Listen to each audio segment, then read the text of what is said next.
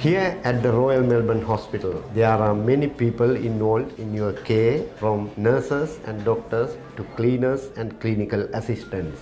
My name is Jimmy and I am a clinical assistant here at the hospital. A lot of the work we do takes place behind the scenes. You might not always see us. We are working hard to keep your environment clean and hygienic. Okay, so we're going to clean bed 25. Yep, that's right. Do you need the air mattress or normal mattress? I need the air mattress. We have introduced new cleaning acknowledgement cards to let you know we have cleaned your room ready for your stay in hospital.